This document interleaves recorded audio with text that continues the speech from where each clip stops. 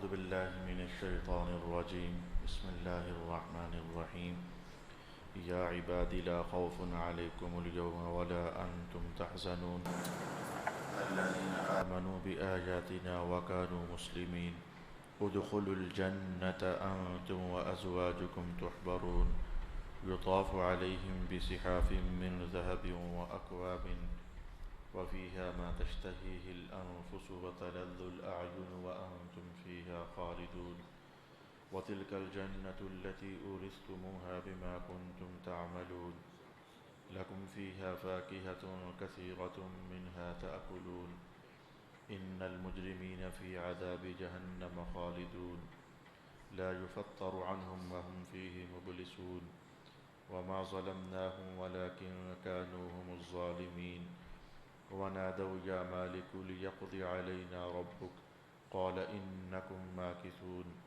لقد جئناكم بالحق ولكن أكثركم للحق كارهون أم أبرموا أمرا فإنا مبرمون أم يحسبون أنا لا نسمع سرهم ونجواهم بلى ورسلنا لديهم يكتبون قل إن كان للرحمن ولد فأنا أول العابدين سبحان رب السماوات والأرض رب العرش عما يصفون فذرهم يخوضوا ويلعبوا حتى يلاقوا يومهم الذي يوعدون وهو الذي في السماء إله وفي الأرض إله وهو الحكيم العليم وتبارك الذي له ملك السماوات والأرض وما بينهما وعنده علم الساعة وإليه ترجعون ولا يملك الذين يدعون من دونه الشفاعة إلا من شهد بالحق وهم يعلمون ولئن سألتهم من خلقهم ليقولن الله فأنى يؤفكون وقيله يا رب إن هؤلاء قوم لا يؤمنون فاصفح عنهم وقل سلام فسوف يعلمون صدق الله مولانا العظيم الصلاة والسلام عليك يا سيدي يا رسول الله الصلاة والسلام عليك يا سيدي يا حبيب الله الصلاة والسلام عليك يا سيدي يا شفيع المذنبين وعلى آلك وأصحابك يا سيدي يا رحمة للعالمين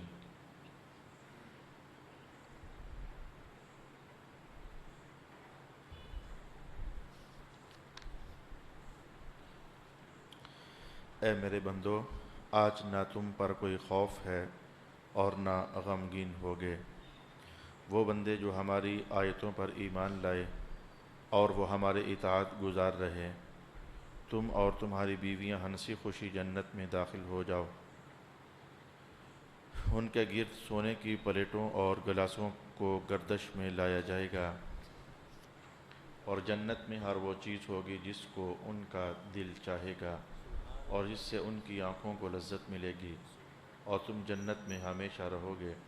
اور یہ وہ جنت ہے جس کے تم اپنے اعمال کی وجہ سے وارث کیے گئے ہو، اور اس جنت میں تمہارے لیے بکثرت پھل ہیں جن کو تم کھاتے رہو گے۔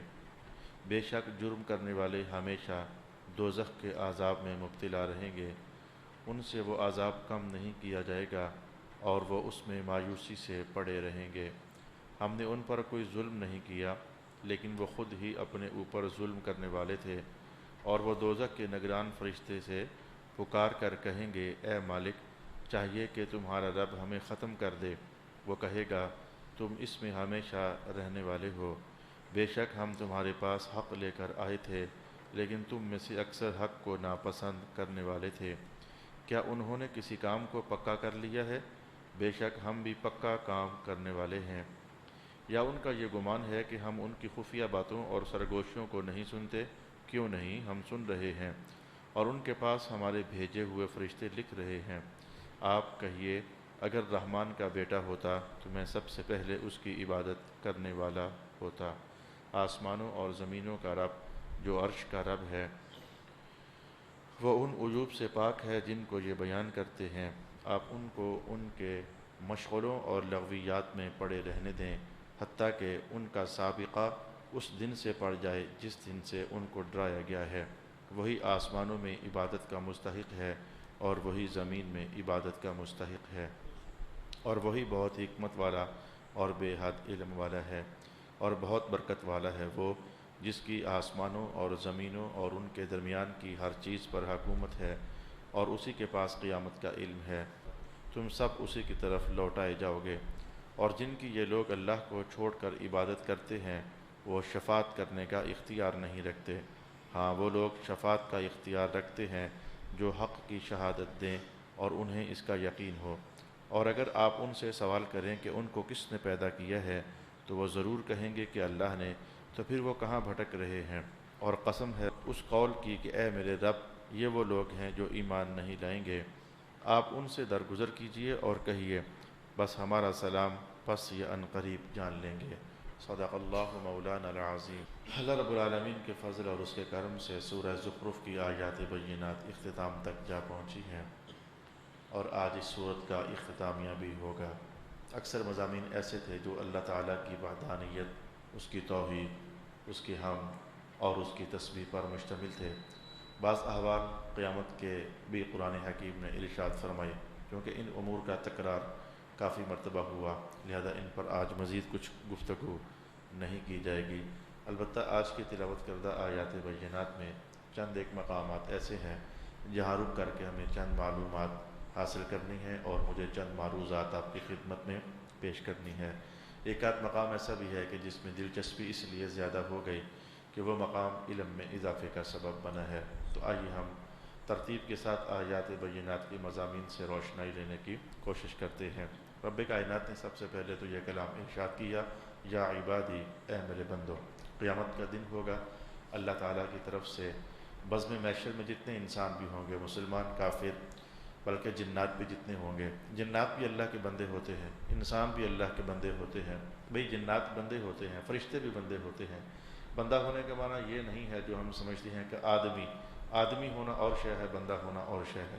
آدمی وہ ہے جو جناب آدم کی اولاد ہے، اور بندہ وہ ہے جو اللہ کی بندگی کرتا ہے۔ فرشتے بھی بندے ہوتے ہیں، وہ آدمی نہیں ہوتے۔ جنات بھی بندے ہوتے ہیں لیکن وہ آدمی نہیں ہوتے۔ اور ہم جو آدمی ہیں، ہم آدمی بھی ہوتے ہیں اور ہم بندے بھی ہوتے ہیں۔ تو قیامت والے دن سب بندوں کو رب کائنات نے مخاطب کرنا ہے، یا عباد، جس کے اندر انسان بھی آئیں گے اور جنات بھی آئیں گے۔ تو مخاطب کرنے کے بعد حکم کیا ہونا ہے؟ حکم یہ ہونا ہے کہ لا خوف علیکم اليوم ولا انتم تحزنون، اے میرے بندو، تم پر آج کے دن نہ کوئی خوف ہے اور نہ تم غمگین ہوگے۔ یہ ایک اعلان ہوگا۔ میں نے پہلے بھی کہا کہ انسان بھی بندے ہیں، مسلمان بھی بندے ہیں، کافر بھی بندے ہیں، جنات بھی بندے ہیں۔ فرشتوں کی جو بات نہ کرو، بندے تو ہیں لیکن ان کے ساتھ حساب و کتاب کا معاملات نہیں ہے، ان کے لیے دوزخ نہیں ہے۔ فرشتوں کے لیے وہ جن مقاصد کے لیے پیدا کیے گئے ہیں، ان کے لیے وہی مقاصد ہیں۔ اب میں عنوان کو سمیٹ کر جس نقطے پر لانا چاہتا ہوں وہ یہ ہے کہ رب کائنات نے اپنے بندوں کو مخاطب کر کے کہنا ہے کہ اے میرے بندو، آج تمہارے اوپر نہ کوئی خوف ہے اور نہ کوئی غم ہے۔ اس جملے پر رسول اکرم صلی اللہ علیہ وآلہ وسلم نے جو تبصرہ فرمایا ہے وہ تبصرہ یہ ہے، اور جو تفسیر فرمائی ہے وہ تفسیر یہ ہے، جب یہ کہا جائے گا کہ اے میرے بندو، آج تم پر کوئی غم نہیں ہے، آج تم پر کوئی خوف نہیں ہے، تو جتنے بھی بندے ہوں گے، مسلمان ہیں، کافر ہیں، جنات ہیں، یہودی ہیں، عیسائی ہیں، سکھ ہیں، ہندو ہیں، آتش پرست ہیں، نجوم پرست ہیں، جتنی طرح کے لوگ ہوں گے، سارے سر اٹھا کر کے تو امید کی نظر سے اللہ کی اس بات کو سننے لگ جائیں گے کہ اللہ تعالیٰ ہمیں کہہ رہا ہے کہ آج کے دن تمہارے اوپر کوئی غم نہیں ہے اور تمہیں کوئی خوف نہیں ہے۔ سب کے سب بندے سر اٹھا کر متوجہ ہو جائیں گے کہ یہ تو موج لگ گئی ہے، اور یہ تو بڑا راحت فضا اعلان ہوا ہے اللہ تعالیٰ کی طرف سے کہ اے میرے بندو، آج تم پر کوئی ڈر نہیں اور تم پر کوئی خوف نہیں ہے۔ ساتھ ہی رسول پاک علیہ الصلوۃ والسلام نے ارشاد فرمایا کہ جو ہی سب بندے متوجہ ہوں گے کہ ہمیں کہا جا رہا ہے کہ تم پر کوئی ڈر خوف نہیں ہے، تو ساتھ ہی اگلے الفاظ اللہ تعالیٰ کی طرف سے بول دیے جائیں گے، الذین آمنوا، سارے بندے مراد تھوڑے ہیں، جو ایمان والے بندے میں ان کو کہہ رہا ہوں، اللہ اکبر۔ اس کے ساتھ ہی جو کافر درجے کے لوگ ہیں، ان کے سر جھک جائیں گے۔ یہ سر کا جھکنا یہ خوف کی نشانی ہے، سر کا جھکنا یہ شرم کی نشانی ہے، سر کا جھکنا یہ نا امیدی کی نشانی ہے، تو سر کا اٹھنا یہ امید کی نشانی ہے، جو ایک دم سے راحت مندی کا احساس ان پر ابھرے گا کہ ہمیں کہا جا رہا ہے کہ تمہیں ڈرنے کی ضرورت نہیں ہے۔ ساتھ ہی جب یہ کہا جائے گا سارے بندے نے جو ایمان والے ہیں، تو رسول پاک علیہ الصلوۃ والسلام فرماتے ہیں کہ جو مسلمان درجے کے لوگ ہوں گے اور جنات ہوں گے، ان کے سر اٹھے کے اٹھے رہ جائیں گے اس امید میں کہ ہمیں کہا جا رہا ہے، اور کافروں کے سر جھکا دیے جائیں گے۔ لیکن اس کے بعد رسول پاک علیہ الصلوۃ والسلام نے ساتھ ہی ارشاد فرما دیا جاری ہو جائے گا وَكَانُوا مِنَ الْمُسْلِمِينَ، اور وہ جو ایمان والے ہیں وہ بھی سارے مراد نہیں ہیں، یہ بلکہ وہ ایمان والے مراد ہیں جو عبادت اور اطاعت بھی کیا کرتے تھے۔ جب یہ اعلان کیا جائے گا اللہ اکبر، یہ خوف کا مرحلہ ہے، جو گناہ کبیرہ کرنے والے مسلمان ہوں گے ان کے سر بھی جھک جائیں گے۔ وہ مومن تو تھے لیکن مسلمین نہیں تھے۔ مسلم کا تعلق ہوتا ہے اطاعت کرنے کے ساتھ۔ یہ لفظ آپ لوگوں کے لیے شاید مشکل ہوگا، پریشانی پیدا کرنے والا ہوگا کہ جو مومن ہوتا ہے وہ مسلمان ہی تو ہوتا ہے، جو مسلمان ہوتا ہے وہ مومن ہوتا ہے۔ یہ ایک اختلاف کا مارکۃ الآراء مسئلہ ہے، لیکن رب کائنات نے ایک ہی مقام پر دو الگ الگ حوالے جو قائم کیے ہیں، تو سمجھنا چاہیے ایمان والے اور ہوتے ہیں اور ایمان جمع تقوی والے اور ہوتے ہیں۔ جو تقوی ہے اس کو دوسرے لفظوں میں اسلام اور مسلمان کے ساتھ بھی، مسلمانی کے ساتھ بھی تعبیر کیا جاتا ہے۔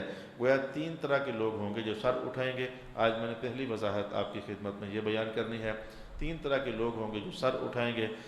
پھر کافروں کا سر پہلے ہی اعلان کے بعد جھک جائے گا کہ جو ایمان والے ہیں میں نے ان سے کہا ہے، اور گناہ گاروں کا اور گناہ کبیرہ کرنے والوں کا سر دوسرے اعلان کے بعد جھک جائے گا جب یہ کہا جائے گا کہ وَكَانُوا مُسْلِمِينَ، جو مسلمان بن کر رہے ہیں، جو اطاعت گزار بن کر رہے ہیں، جو گناہ کبیرہ سے مجتنب ہو کر کے رہے ہیں، جو اللہ کے حضور ساتھ جھکانے والے ہو کر کے رہے ہیں۔ یہ ایک ایسا اعلان تھا اور یہ ایک ایسا عنوان تھا کہ جو ابھی تک ہمارے پاس 25 سپاروں میں پہلی بار ہی آیا ہے۔ ایک تو میں نے آپ کی توجہ اس بات پر لگانی تھی۔ اس کے بعد پھر جب جو اٹھے ہوئے سر ہوں گے جو اس درجے والے ہوں گے، مومن بھی ہوں گے اور مسلمان بھی ہوں گے، یعنی مومن بھی ہوں گے اور متقی بھی ہوں گے، یعنی مومن بھی ہوں گے اور اطاعت کرنے والے بھی ہوں گے، پھر ان کو اگلا حکم جاری کر دیا جائے گا، اور وہ حکم تو بہت ہی مزیدار ہوگا۔ ادخلوا الجنۃ، چلو بھائی جنت میں داخل ہو جاؤ، انتم وازواجکم تحبرون، تم اور تمہاری بیویاں سارے کے سارے جنت میں داخل ہو جاؤ۔ تحبرون، آج تمہاری سیوا کی جائے گی، آج تمہاری خاطر تواضع کی جائے گی، آج تمہیں نوازا جائے گا، آج تمہاری مہمان نوازی کی جائے گی، اور بہت کچھ ہے جو کہ آج تمہارے ساتھ ہونے والا ہے۔ مثلا ان میں سے بعض کچھ کیا ہے جو کہ تمہارے ساتھ ہونے والا ہے، ایک بار ذرا ترجمہ ہم سماعت کر لیتے ہیں۔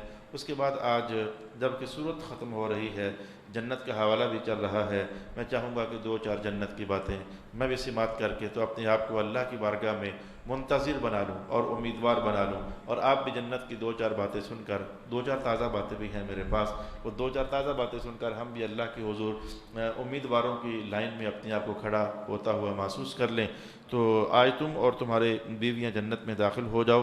یطاف علیہم بصحاف من ذہب واکواب، اب تمہارے لیے سونے سے بنے ہوئے پیالے ہیں اور سونے سے بنے ہوئے کپ ہیں، گلاس ہیں، جو تمہارے اوپر گردش طواف جو تمہارے اوپر گردش کیے جائیں گے، یعنی غلام لے لے کر پھریں گے، بلا تشبیہ بلا تمثیل۔ یہ بات ادھر کی ہے، ادھر ہی رہنے دینا، لیکن منظرنامہ آپ کو بیان کرنا چاہتا ہوں۔ گرمی کے موسم میں کوئی بڑا مجمع ہو، چلو کوئی مذہبی مجلس کا ہی بڑا مجمع ہو، یا نکاح خانی کا بڑا مجمع ہو، شادی پر لوگ آئے ہوئے ہوں، 40ویں پر آئے ہوئے ہوں، میلاد کی مجلس میں آئے ہوئے ہوں، دیکھتے نہیں ہے کوئی دو چار نوجوان جگ ہاتھ میں پکڑ کر، گلاس ہاتھ میں پکڑ کر کبھی ادھر جاتے ہیں، کبھی ادھر جاتے ہیں، کبھی ادھر جاتے ہیں، کبھی ادھر جاتے ہیں، اور ایک پلا کر جاتا ہے دوسرا پھر آ جاتا ہے، ہائی صاحب اور پانی پئیں گے۔ یہ جو تصویر ہے انسانی زندگی میں، تو رب کائنات نے کہا کہ جو جنت میں ہم نے تمہارے لیے نوکر اور چاکر رکھنے ہیں، ابھی ایک پلا کر جائے گا تو دوسرا پھر آ جائے گا، وہ پلا کر جائے گا تو تیسرا پھر آ جائے گا، گردش کر رہے ہوگا جناب کچھ پانی پینے کے لیے چاہیے، سونے کے پیالوں کے اندر سونے کے برتن اللہ تعالیٰ وہاں تمہیں نصیب فرمائے گا۔ یہ وہ جملہ ہے جس کو مولا کائنات نے پچھلے لفظ میں یوں ارشاد کیا ہے کہ تحبرون، آج تمہاری بڑی خاطر تواضع کی جائے گی، آج تمہارے ساتھ بڑے عطاؤں کے رویوں کے ساتھ پیش آیا جائے گا۔ میں حدیث بات میں عرض کرتا ہوں، لیکن میں عنوان کسی انتہا تک لے جاؤں۔ وفیہا ما تشتہیہ الانفس، اور اس جنت میں تمہارے لیے وہ سب کچھ ہوگا جس میں تمہارے نفس اور تمہارے اندر کے انسان خواہش کریں گے۔ وتلذ الاعین، اور تمہارے لیے وہ سب کچھ ہوگا جو آنکھوں کو ٹھنڈا کرے، جو آنکھوں کو لذت مند کر دے۔ وانتم فیہا خالدون، اور تمہیں جنت میں پھر ہمیشہ رہنا ہوگا۔ ایک تو یہاں تک ہے کچھ احادیث طیبہ جو میں نے آپ کے لیے بیان کرنی ہے، اور ایک آج ایک دلچسپ حوالہ ہے جو روح کے اندر ایک خوشی اور انبساط کی کیفیت پیدا کرنے والا ہے۔ وہ یہ ہے کہ وَتِلْكَ الْجَنَّةُ الَّتِي أُورِثْتُمُوهَا، یہ ہے وہ جنت جس کو تمہیں بطور وراثت دے دیا گیا ہے۔ بِمَا كُنْتُمْ تَعْمَلُونَ، بسبب اس بات کے کہ تم اچھے عمل کیا کرتے تھے۔ یہ آیت کہنے کو آپ کو بڑی آسان سی لگی ہے، لیکن اس میں ایک سوال ہے جو بہت ہی دلچسپیاں پیدا کرنے والا ہے، اور اس کا جو جواب ہے وہ اس سے بھی زیادہ دلچسپ ہے۔ سوال زیادہ دلچسپ ہے یا کہ جواب زیادہ دلچسپ ہے، میرے لیے فیصلہ کرنا مشکل ہے۔ آج کا تیسرا مقام یہ ہوگا جہاں رک کر کے ہم نے بعض تعلیمات حضور کی حاصل کرنی ہے۔ تو آئیے ذرا ہم وہ احادیث طیبہ سماعت کریں جن میں رسول پاک صلی اللہ علیہ وآلہ وسلم نے جنت کے حوالے سے چند اور کلمات ارشاد فرمائے ہیں۔ اس سے قبل بھی حالانکہ میں کئی بار آپ کو جنت کے حوالے سے رسول پاک علیہ الصلوۃ کی نور باتیں عرض کر چکا ہوں، اور دلچسپ ترین باتیں بھی آپ کی خدمت میں عرض کر چکا ہوں، لیکن بہرکیف آج جب کہ عنوان سمٹنے کی طرف بڑھ رہا ہے سورہ زخرف سے، تو چند حدیثیں میں آپ کے لیے عرض کروں گا۔ چند حدیثیں تو وہی ہوں گی جن کا تکرار ہم نے پہلے بھی سنا ہوا ہے، لیکن پھر درمیان میں جا کر کے میں وہ حدیث آپ کے سامنے پیش کروں گا جو اس سے قبل میرے علم میں بھی نہیں آ سکی تھی۔ آج اللہ رب العالمین امام جلال الدین سیوطی کے درجوں میں اضافہ فرمائے کہ جن کی در منصور پڑھنے کے بعد مجھے اس حدیث تک رسائی ہوئی اور طبیعت میں ایک خوشی کا احساس پیدا ہوا۔ امام جلال الدین سیوطی جناب حضرت انس رضی اللہ تعالی عنہ سے روایت فرماتے ہیں، یہ آیت شریفہ ہے کہ سونے کے پیالے اور برتن لے کر غلام جو ہیں وہ تمہارے لیے ارد گرد گھوم رہے ہوں گے، گردش کر رہے ہوں گے، کچھ چاہیے تو بتائیے جناب۔ اس پر رسول پاک علیہ الصلوۃ فرماتے ہیں، تمام جنتیوں میں سے جو سب سے کم درجہ والا جنتی ہوگا اس کا حال بھی یہ ہوگا کہ اس کے سرہانے 10,000 خادم کھڑے ہوں گے، اللہ اکبر اللہ اکبر اللہ اکبر، اور اس کے کمرے میں کھڑے ہوں گے۔ یہ میں نے دوسری حدیث سے پڑھا، اس کے کمرے میں کھڑے ہوں گے۔ سمجھ نہیں آتی ہے کہ اگر 10,000 خادم ایک کمرے میں کھڑا ہے تو کمرہ ہوگا کتنا بڑا ویسے، اللہ اکبر، 10,000 خادم۔ میں کہتا ہوں کہ چند دن پہلے ہمارے اپنے گھر کی کہانی یہ ہے، وہ میں نماز پڑھنے کے لیے مصلی بچھایا تو میرے گھر والوں نے کہا کہ آپ تھوڑی کوئی جگہ چھوڑا کریں، میں بھی مصلی بچھا لوں۔ مانا کیا تھا کہ ہمارے کمرے کتنے بڑے ہوتے ہیں، بیڈ رکھ لو، اس میں 1-2 کرسیاں رکھ لو، جناب 2-4 مصلی بچھانے کی جگہ نہیں ہوتی ہے۔ تو ہمارے کمرے تو اتنے ہی ہوتے ہیں، 12-15-20 اتنے فٹوں کے کمرے ہوتے ہیں، لیکن 10,000 خادم جہاں کھڑے ہوں گے، پھر انہوں نے گردش بھی تو کرنی ہے، صرف جم کر کے رش بنا کر کھڑا نہیں ہونا کہ حبس ہی پیدا ہو جائے، وہاں حبس ہی پیدا نہیں ہونی ہے۔ تو سمجھا جا سکتا ہے کہ جنت کا پھر ایک کمرہ کتنا ہوگا، اور پھر جنت میں جتنے کمرے ہوں گے تو پھر صحن بھی تو ہونا ہے، تو پھر وہ گھر کتنا ہوگا، سمجھ سے بالا تر معاملہ ہے۔ جنت کا ہر عنوان ہی سمجھ سے بالا تر ہے۔ تو 10,000 خادم ہوں گے، اور ہر خادم کے ہاتھ میں 2 پیالے ہوں گے، لا الہ الا اللہ محمد الرسول اللہ۔ ہر خادم کے ہاتھ میں 2 پیالے ہوں گے، ایک سونے کا ہوگا اور دوسرا چاندی کا ہوگا، اور ہر ایک پیالے کے اندر کچھ ایسا کھانا ہوگا، کچھ ایسا مشروب ہوگا جو دوسرے کے اندر نہیں ہوگا، اور پھر تیسرے کے اندر نہیں ہوگا، اور پھر چوتھے کے اندر نہیں ہوگا۔ بڑے سے بڑے ہوٹل کی بھی کیا مینیو ہوتی ہوگی، وہ 2 پیجز پر پوری آ جاتی ہے، صاحب ہمارے پاس یہ جو کچھ ہے، کیا لوگے کیا کھاؤ گے، اس میں سے 1-2 سلیکٹ کرنے کے بعد آرڈر دینا ہوتا ہے۔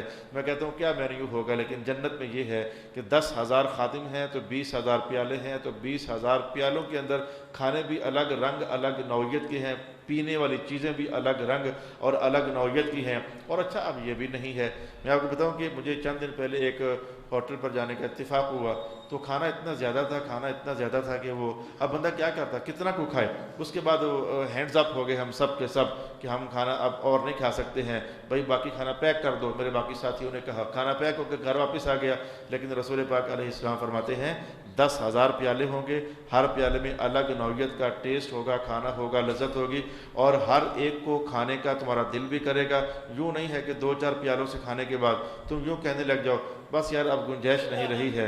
رسول پاک علیہ السلام نے کہا تم 10ویں 1000 پیالے تک جب پہنچو گے تو تب بھی تمہاری طلب اتنی ہی ہوگی جتنی پہلے کھانے کے وقت میں پیدا ہوئی تھی۔ لا الہ الا اللہ محمد الرسول اللہ، یہ عنوان ہو گیا نا عجیب و غریب، ہو گیا نا ایسا جو حضور نے فرمایا تھا کہ جنت سمجھ آنے والی کہانی نہیں ہے، ہو گیا نا ویسا۔ میں کہہ رہا ہوں 10,000 پیالوں میں سے ایک ایک نوالا بھی بندہ لے تو عقل کہتی ہے کہ 40-50 نوالوں کے بعد پیٹ تو بھر جانا چاہیے، اور بندے کو کہہ دینا چاہیے کہ فرشتوں بس بھائی اب اور ہم سے نہیں کھایا جاتا، لیکن وہاں ایسا نہیں ہوگا۔ 10ویں 1000 پیالے تک جاؤ گے، لیکن اس جملے کی یہ خود بہت تعجب ناک تھا کہ 10,000 پیالوں سے کھاؤ گے، کوئی پیالہ بھی چھوڑو گے نہیں. لیکن تعجب ناک جملہ مزید یہ تھا جب 10,000 پیالے پر پہنچو گے تو رغبت اتنی ہی بیدار ہوگی جتنی پہلے پیالے سے لیتے ہوئے بیدار تھی. رغبت نہیں ٹوٹنی ہے. اور یہ بھی نہیں ہونا ہے کہ چورن لے کے تھوڑا سا پیٹ زیادہ بھر گیا ہے تو اس کو ہاضمہ کر لیں, یہ کیفیت بھی پیدا نہیں ہونی ہے. میں کیا بتاؤں جنت کیسی ہے, مجھے تو سمجھ نہیں آ رہی جنت کیسی ہے. حدیث کے الفاظ ہیں وہ ضرور ہم سے بات کر لیتے ہیں, لا الہ الا اللہ محمد الرسول اللہ صلی اللہ علیہ وسلم. پھر سرکار دو عالم علیہ السلام نے ارشاد فرمایا کہ ہر کھانے کی ایک الگ ہی خوشبو ہوگی, لیکن جو بھی ہوگی نا تمہیں اس میں کستوری کی تھوڑی تھوڑی خوشبو آ ہی رہی ہوگی. ہر کھانے کی الگ خوشبو ہوگی, لیکن جو بھی ہوگی تمہیں اس میں کستوری کی خوشبو جو ہے وہ تھوڑی تھوڑی محسوس ہو رہی ہوگی. اب 10,000 پیالوں سے بندہ پانی بھی پیے, مشروبات بھی پیے. 7 اپ شیون اپ کی کہانی نہیں ہے, وہاں پتہ نہیں کون سا اپ ہونا ہے. یہ تو 7 تو ادھر کا اپ ہے, پتہ نہیں ادھر کا 100 اپ ہونا ہے کہ 1000 اپ ہونا ہے, کوئی سمجھ والی کہانی نہیں, وہاں کون سا اپ ہونا ہے. لیکن باہر کیا حضور فرماتے جب اتنا کھاؤ گے اتنا پیو گے تو پریشان نہیں ہونا, تمہیں واش روم کی حاجت بھی محسوس نہیں ہوگی. یہ حدیث کے الفاظ ہیں, تمہیں واش روم نہیں جانا پڑے گا, بلکہ صاف صاف الفاظ ہیں کہ تمہیں حاجت بھی نہیں ہوگی اور تمہیں قضائی حاجت کی ضرورت بھی محسوس نہیں ہوگی. تو یا رسول اللہ پھر یہ معاملہ ہوگا کیسے؟ میں یہ حدیث کے الفاظ یہاں نہیں ہیں, لیکن ایک اور مقام سے اٹھا کر آپ کے سامنے رکھنے جا رہا ہوں. رسول پاک علیہ السلام فرماتے ہیں کہ بس جو کھایا ہوگا خوشبودار پسینہ بن کر تمہارے وجود سے آؤٹ ہو جائے گا اور تم ساتھ ہی ہلکے پھلکے ہو جاؤ گے. ہضم کرنے کے لیے ہمارے ہاں تو 3 گھنٹے ہضم کی اور 3 گھنٹے پھر اگلے وجود میں منتقل ہونے کے لیے, لیکن وہاں ہاضم کا کوئی ایسا نظام نہیں ہے کہ 6 گھنٹے ہضم ہونے کو لگے گے. کوئی وہاں کسی شے کا کوئی اس طرح ایسٹیمیٹڈ ٹائم جو ہے وہ نہیں ہے. بعض اوقات ہوٹل پر جاؤ جی کتنا ٹائم لوگے آرڈر دینے کے بعد, جی پونا گھنٹہ تو لگے گا, بعض آدھا گھنٹہ تو لگے گا. وہاں کوئی ایسے ٹائم نہیں لگے گا. رسول پاک علیہ السلام نے ایک کلمات جو آج میں پڑھ کر آیا ہوں, عجیب و غریب کلمات. میں ایک پرندہ اڑتا دیکھو گے تمہارے دل میں خواہش ہوگی اس کو چکھنا چاہیے. اڑتا پرندہ ہے, تمہارے دل میں خواہش پیدا ہو گئی, اسے چکھنا چاہیے. اب ٹائم نہیں دینا پڑے گا کہ اس کو اتارتے ہیں, اتار کر ذبح کرتے ہیں, چھلکا اتارتے ہیں, بھونتے ہیں, صاف کرتے ہیں, پھر لائیں گے. نہیں, رسول پاک علیہ السلام فرماتے ہیں اڑتا پرندہ تمہاری اس خواہش پر بھن کر آٹومیٹیکلی پیسز بن کر تمہارے سامنے اسی لحظے میں پڑا ہوا ہو.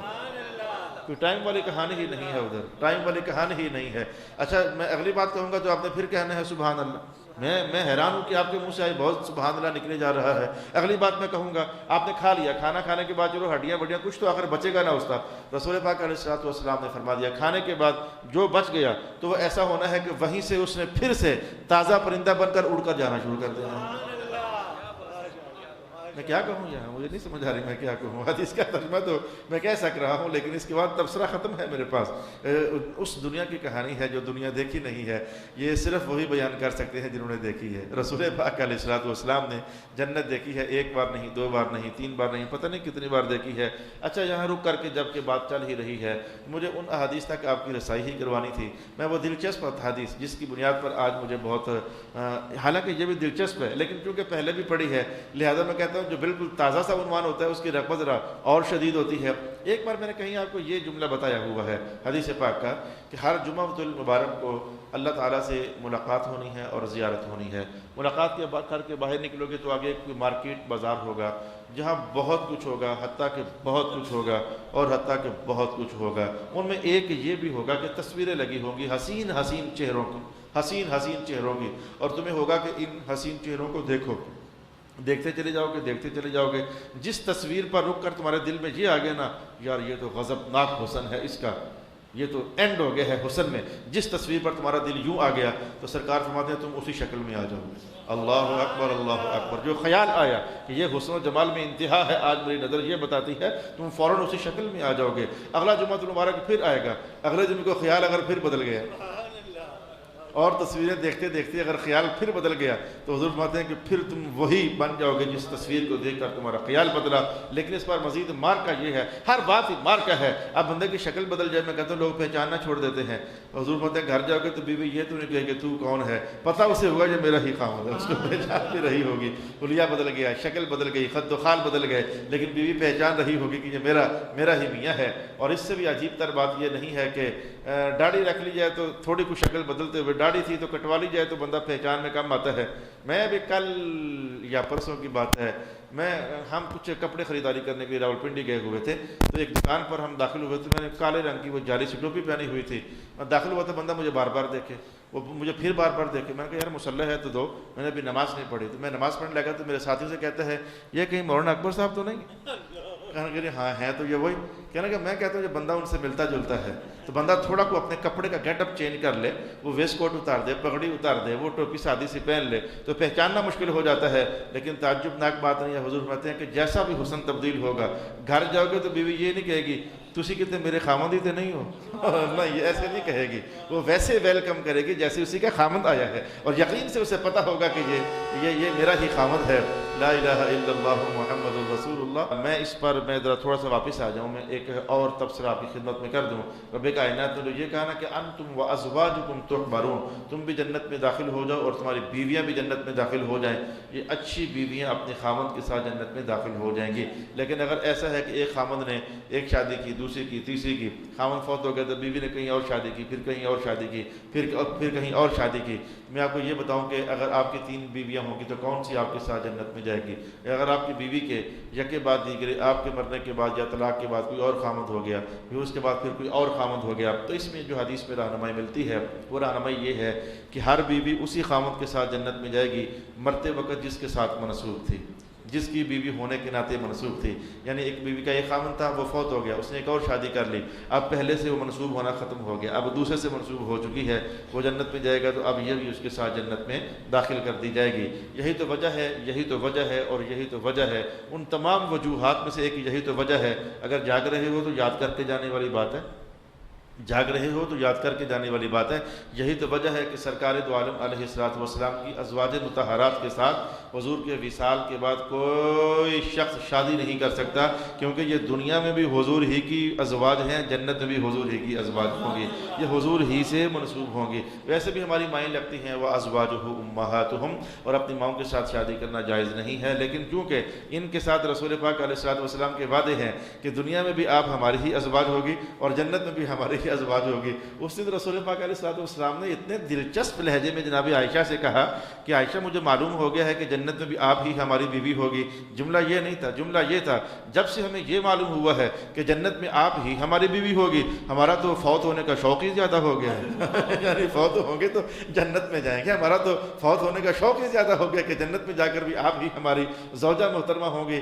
رسول پاک علیہ الصلوۃ والسلام کی ہر بول پر دل فدا ہو جائیں، حضور کے ہر قول پر روحیں فدا ہو جائیں، سرکار دو عالم علیہ السلام کے ہر لہجے پر تن من دن فدا ہو جائے کہ حضور کیسے دلوں کو موہ لینے والی کلام کیا کرتے تھے. ازواج کو شفقت دینا، محبت دینا، پیار دینا کہ ہمارا تو شوق ہی زیادہ ہو گیا ہے فوت ہونے کے لیے جب سے ہم نے یہ سنا ہے کہ آپ ہمارے ساتھ جنت میں داخل ہو جاؤ گی. تو تمام ازواج اس لیے اور بھی وجوہات ہیں کہ ان کے ساتھ شادی کرنا حرام ہے، لیکن وہ حضور ہی کی ازواج ہیں، حضور ہی کے ناطے، حضور ہی کے منسوب ہونے کے حوالے سے ان کو اٹھایا جائے گا قیامت والے دن، تو ازواج جنت میں داخل کر دی جائیں گی. اچھا، میں وہ بات آپ کو بتاتے بتاتے میری توجہ پلٹ گئی کہیں اور. جنت کی بات ہے ہی ایسی کہ توجہ کہیں اور چلے جاتی ہے، جس کی خاطر میں نے کہا کہ علم میں اضافہ ہوا پڑا ہے، آپ بھی میری خوشیوں میں شریک ہو جائیں اور میں آپ کو بھی خوشی کا رنگ دینا چاہتا ہوں. میں نے کہا ایک تو یہ ہے جنت میں جو میں نے پہلے آپ کو بتایا ہوا ہے کہ جنت میں باہر تصویریں ہوں گی تو ان کو دیکھو گے تو جس تصویر پر دل آ گیا تو اللہ کریم فوراً اسی لحظے تمہیں اسی شکل میں تبدیل کر دے گا. اور میں دوسری شے بتانا چاہتا ہوں، میں آپ کو دوسری شے بتانا چاہتا ہوں، اور بالکل صحیح کہہ رہا ہوں کہ آج میں نے دوپہر کا کھانا کھایا تو رغبت نہیں بن رہی تھی. کئی بار ہوتا ہے نمک مرچ کم زیادہ ہوگی تو نہیں شوق بنتا. تو میں کھانا کھایا تو میں سوچوں میں کیا کھاؤں، میں پیٹ بھی بھرنا ہے اور کھانے کو رغبت بھی نہیں ہو رہی ہے. پھر مجھے خیال سا آیا کہ چلو لیگ پیس کھا لیتے ہیں، نہ کھا سکا، دکان ہی بند تھی اس وقت، شام تک کا انتظار کرنا پڑا، ابھی پھر کھا کر آیا ہوں. یہ کہانی کسی مقصد کو کہنے کے لیے کہہ رہا ہوں. کھانا کھاتے کھاتے خیال آ گیا کہ میں نے وہ شے کھانی لیکن مل ہی نہیں رہی تھی، وہ شے کھانی ہے لیکن مل ہی نہیں رہی تھی. 5 بجے بچہ گیا تو اس نے کہا جی وہ 6 بجے تو لگانا شروع کرتے ہیں. میں نے کہا اچھا 6 بجے ہی کھا لیں گے. تو کہنے کا مطلب کیا ہوا، ایک کھانا کھاتے کھاتے کبھی ایسا شوق آ جاتا ہے کہ آج کہیں مجھے وہ شے ملتی نا، میرا وہ دل کر رہا تھا کھانے کو. اب میں کہتا ہوں کہ آپ کو اس مقام پر لے آیا ہوں، میں حدیث ایک دم سے بولنے لگا ہوں. رسول پاک علیہ الصلوۃ والسلام نے ارشاد فرمایا جنت میں جو کھانا تم کھا رہے ہوگے، کھاتے کھاتے اچانک خیال آ گیا نا کہ میں نے تو وہ کھانا تھا جو منہ کے اندر نوالا ہے وہ وہی بن جائے گا. لا الہ الا اللہ اللہ محمد الرسول اللہ، لا الہ الا اللہ محمد الرسول اللہ۔ وہاں شام ہونے کا انتظار نہیں کرنا پڑے گا، شام پڑھنے کا انتظار نہیں کرنا پڑے گا، رحیم کا معنی کھلے گا تو کچھ ملے گا، کچھ ایسا انتظار نہیں کرنا پڑے گا۔ اسی لحظے میں تمہارا منہ کے اندر پڑا ہوا والا وہی بن جائے گا جو تمہاری خواہش پیدا ہوئی۔ اور اگر پھر خواہش بیدار ہو گئی، نہیں میں نے تو سوری میں نے تو وہ کھانا تھا، کوئی بات نہیں، سوری قبول ہے، اور پھر ساتھ ہی تمہیں وہ کھانا دے نہیں دیا جائے گا، جو پڑا ہوگا سامنے وہ بھی وہی بن جائے گا، اور جو منہ کے اندر نوالے ہوں گے وہ بھی وہی بن جائے گا۔ او کما قال رسول اللہ صلی اللہ علیہ وسلم۔ آج مجھے انسانوں کی باتیں کرنی پڑ رہی ہیں، مجبوری ہے، انسانوں کی باتیں، چونکہ آپ بھی انسان ہو، میں بھی انسان ہوں، اور انسانوں کے کھانے پینے میں خواہشات ملتی جلتی ہی ہوتی ہیں۔ ہر اچھا کھانا کھانے کو دل کرتا ہے، رغبت ہوتی ہے، تو کئی بار اکٹھے کھانا کھا رہے ہو تو ایسا ہوتا ہے، شنواریاں کھانے والوں کئی بار ایسا ہوتا ہے کڑاہی کے اندر بوٹی تمہاری پسندیدہ ہے لیکن پڑی وہ پرلی طرف ہوئی ہے۔ چونکہ میں انسان ہوں تو بھائی میاں انسان کے ساتھ یہ ساری خواہشات ہوتی ہیں، میں کوئی جن جتمڑا تھوڑا ہوں کہ میری خواہشات نہ ہوں، میری بھی خواہشات ہیں۔ بوٹی تمہاری پسندیدہ ہے لیکن پڑی پرلی طرف ہوئی ہے، اب آپ کچھ کر نہیں سک رہے ہوتے ہو۔ ہاں البتہ میں آپ کو لطیفہ سنا دیتا ہوں کہ ہاں یہ کارروائی آپ کر سکتے ہو کہ جس وقت سامنے پارٹنر کا توجہ ادھر ہو ادھر آرام سے اٹھا لو، اور یہ کرتے بھی رہتے ہو آپ، جب توجہ اس کی کہیں ادھر ہوئی نا، یہ موقع ہے یار وہ جو پسندیدہ پیس ہے اٹھا کر کھا لو۔ تو یہ انسان ایسی لطیفے کرتے رہتے ہیں، لیکن جو میں آپ کو بتانا چاہتا ہوں یہ ماحول میں نے کیوں بتایا ہے۔ رسول پاک علیہ الصلوۃ والسلام نے فرمایا کہ ایسا بھی ہونا ہے کہ جنت ایک انار ہے، کئی لوگوں سے کہہ دیا گیا جاؤ بھی مل کر کھاؤ، تو انار کھاتے کھاتے جیسے پھلوں کے اندر خود رسول پاک علیہ الصلوۃ والسلام نے فرمایا کہ جب کھانا اکٹھے بیٹھ کر کھاؤ تو اپنے آگے سے کھاؤ، لیکن اگر پکا ہوا پھل پرلی طرف پڑا ہوا ہو تو میں تمہیں پھلوں کو ادھر سے اٹھانے کی اجازت دے دیتا ہوں۔ یہ کھجوروں کے اندر خاص کر کے رسول پاک علیہ الصلوۃ والسلام نے فرمایا کہ میں تمہیں ادھر سے اٹھانے کی اجازت دے دیتا ہوں۔ اب ادھر سے اٹھانے کا دل تو ہوا نا، حدیث کا حوالے ہی سے کہ کھانی مرغوب تمہاری ہے لیکن کھجور پڑی ادھر ہوئی ہے، تو حضور نے کہا میں تمہیں اجازت دیتا ہوں اٹھا لو، لہذا پھل اٹھانے میں کوئی حرج والی بات نہیں۔ یہ دیکھو یہ کیا تصویر ہے، میں نے بوٹیوں کی کہانی کہی، کھجور کی کہانی کہی، یہ کیا تصویر ہے۔ سرکار دو عالم فرماتے ہیں کہ انار کے دانے، حالانکہ وہاں کوئی دانہ کچا نہیں ہونا، یہ ویو ہوتے ہیں، ویو شے ایک ہی ہوتی ہے۔ یہ مجھے قاری صاحب کہہ رہے تھے کہ پینٹ سارا ایک ہی ہے لیکن ادھر سے دیکھو کہ روشنی کا احساس کلرز میں اور ہے، تو کہیں اور جا کر دیکھو کہ شیڈ چینج ہو جاتا ہے، ہوتی شاید وہی ہے لیکن ویو چینج ہونے سے بندے کی رغبت جو ہے وہ دلچسپی میں داخل ہو جاتی ہے۔ تو حضور فرماتے ہیں تم اپنے آگے پڑا ہوا انار اچھے خاصے کھا رہے ہوگے، لیکن تمہارے سامنے والا بندہ یا دائیں والا بندہ جو انار اس کے سامنے کھلا ہوگا وہی بڑا انار جو وہ کھا رہا ہوگا، تمہاری آنکھوں کو اس کا ویو اچھا لگ گیا نا کہ میں نے تو وہ حصہ کھانا تھا یا مجھے وہاں ہونا چاہیے تھا، تو رسول پاک علیہ الصلوۃ والسلام فرماتے ہیں اس کے انار کا جو ویو اس کے سامنے ہے وہ تو ہونا ہی ہونا ہے، سیم وہی ویو اٹھا کر کے اللہ تمہارے سامنے کر دے گا، یعنی تمہارا انار جو ہے وہ اتنا ہی اچھا لگنے لگ جائے گا جو کہ اس کے سامنے پڑا ہوا تھا۔ یہ آج دو مجھے مزید دلچسپ متن میسر ہوئے، میں نے چاہا تھا کہ اپنے دوستوں کے ساتھ شیئر کروں گا۔ آج مجھے آپ کی مجبوراً شنواریوں کے حوالے دینے پڑے ہیں، مجبوراً آپ کی کڑھائی گوشتوں کے حوالے دینے پڑے ہیں، میں کہتا تو پھر آپ کو تصویر بنتی تو ہی لذت بندی میں آپ کا اضافہ ہو سکتا۔ صلی اللہ علی حبیبہ محمد وعلی آلہ واصحابہ اجمعین۔ اب میں بات کو سمیٹتے ہوئے ایک حدیث کے الفاظ آپ کی خدمت میں اور عرض کرنا چاہوں گا۔ رسول اکرم صلی اللہ علیہ وآلہ وسلم نے ارشاد فرمایا کہ سب سے کم درجہ کا جنتی جس کے بعد کوئی بھی جنت میں داخل نہیں ہوگا اور وہ آخری ہوگا، سب سے کم درجے کا جنتی جو سب سے آخر میں داخل ہوگا اس کے بعد اور کوئی جنت میں داخل نہیں ہوگا، تو سرکار دو عالم فرماتے ہیں کہ اس کی نظر کو اللہ تعالیٰ وسیع فرما دے گا۔ یہ نظر کی وسعت یہ بہت بڑی نعمت ہے، اللہ کریم کی بہت بڑی نعمت ہے۔ کچھ جانور ایسے ہوتے ہیں جو 45 کی اینگل سے بھی دیکھتے ہیں، کچھ جانور 90 کی اینگل سے بھی دیکھ لیتے ہیں، یعنی میں سامنے ہوں نا تو مجھے ایک مخصوص ڈی ٹائپ حلقہ ہے جس کے میں دیکھ سک رہا ہوں، لیکن بالکل رائٹس والے جو ہیں مجھے نظر نہیں آ رہے، اور ادھر بھی رائٹ لیفٹ والے مجھے نظر نہیں آ رہے ہیں۔ اسی لیے صوفیاء جو ہیں پڑھنے پڑھانے کے حوالے سے یہ جو حلقہ بنتا ہے حلقہ ذکر، تو حلقہ ذکر کے اندر صوفیاء کے ہاں بھی اور اہل علم کے ہاں بھی ممنوع ہوتا ہے کہ کوئی طالب یا کوئی سالک وہاں بیٹھے جہاں شیخ کی نظر کا ایک گوشہ بھی اس پر نہ پڑ رہا ہو، یہ بات ممنوع ہوتی ہے۔ کہا جاتا ہے کہ وہاں بیٹھو، شیخ کی نظر کا حلقہ جو ہے اور جو دائرہ بن رہا ہے تم اس میں آؤ۔ یہ نظر بعض اوقات ایسی پڑ جاتی ہے کہ وہ جس پہ پڑ گئی نظر، وہ جو دم میں دم آ گیا، حضور کی نعت ایک شعر بھی اعلیٰ حضرت فاضل بریلوی نے، جس طرف اٹھ گئی دم میں دم آ گیا، تو اس نگاہ عنایت پہ لاکھوں سلام۔ تو یہ نظر کا جو حلقہ ہوتا ہے یہ اس میں بیٹھنا حلق الذکر کے اندر بھی اور حلقہ تعلیم کے اندر بھی یہ کسی موقع کا اچانک کھل جانے والا فیض کا دروازہ ہوتا ہے جو بندے کو حصہ دار اس میں بنا دیتا ہے۔ تو رسول پاک علیہ السلام فرماتے ہیں کہ دائرہ ہے نا نظر کا، کہاں تک وہ دیکھ سکتی ہے، تو آپ فرماتے ہیں کہ جو ادنا ترین جنتی ہوگا اس کی نظر کو کتنا کو وسیع کر دیا جائے گا، وہ کہاں تک دیکھ سکے گا۔ تو حضور فرماتے ہیں کہ یہاں سے چلو اور چلتے چلتے 1 سال تک چلتے رہو، جہاں پہنچو گے تو جتنا سفر طے کیا ہے تو اس ادنا ترین جنتی کی نظر اتنا چاروں طرف دیکھنے لگ جائے گی، اس کی نظر کا وسیع دائرہ اس قدر بڑھ جائے گا کہ 1 سال دور جہاں تک پہنچو گے تو اس کی نظر کو اللہ تعالیٰ اس قدر وسیع فرما دے گا۔ پھر اس نظر کے ذریعے وہ سونے کے محلات دیکھے گا، موتیوں کے خیمے دیکھے گا، اور اس کی جو حدود اربع ہوگا اس کی جنت کا، اس میں ایک بالشت بر جگہ بھی ایسی نہیں ہوگی جو آباد نہ ہو۔ یعنی یوں نہیں ہے کہ دور دراز تک کوئی درخت نظر نہ آئے، کوئی پھول نظر نہ آئے، کوئی پھلواڑی نظر نہ آئے، تو اس کا جہاں تک حلقہ اس کی جنت کا بنتا ہوگا تو وہاں تک اس کے لیے جنت کھول دی جائے گی اور اس کے کشادہ کر دی جائے گی۔ لا الہ الا اللہ محمد الرسول اللہ صلی اللہ علی حبیبہ محمد وعلی آلہ واصحابہ اجمعین۔ رسول پاک علیہ السلام فرماتے ہیں کہ جو سب سے ادنا جنتی ہے، جس کی نظر کی وسعت کا دائرہ یہ ہوگا، اس کے پاس نعمتوں کا حال یہ ہوگا، اس کے پاس نعمتوں کا حال یہ ہوگا۔ حضور کیا میں کہ اس کے بعد اتنا مال ہوگا، اتنا رزق ہوگا کہ دنیا میں جتنے انسان آج تک پیدا ہو چکے، وہ قیامت کی صبح تک جتنے پیدا ہو چکے، جتنے جنات پیدا ہو چکے، وہ سارے ایک دم سے اس کے مہمان بنا دیے جائیں تو اسے باہر سے کھانا منگوانا نہیں پڑے گا۔ یا اللہ دے ہی دے، اللہ اکبر، کیا کرے، اللہ سے مانگنی چاہیے، یا اللہ دے ہی دے جنت، ہمیں ادنا ترین جنتی بنا دے۔ چل جو ادنا ترین جنتی ہے اللہ تعالیٰ ہمیں وہی بنا دے۔ الصلاۃ والسلام علیکہ یا سیدی یا رسول اللہ۔